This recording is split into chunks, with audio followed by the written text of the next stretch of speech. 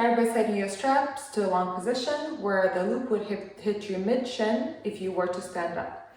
That way you're going to be parallel to the floor when you are in your plank position. You're going to place your feet into the loops so that your left foot goes into the loop that's on your right side and your right foot goes into the loop that's on the left side from underneath. That way, when you bring your hand over to get into that plank, your feet are properly aligned.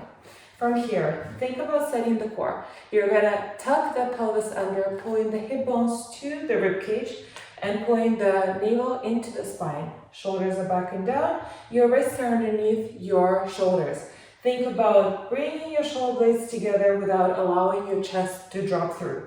You're gonna exhale your knees up off the floor, maintaining that contraction through your core. Now on an exhale, you're going to pull your knees to the left side and then inhale them back.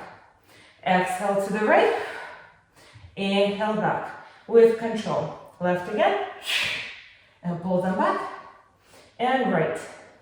Make sure to grip the floor with your hands.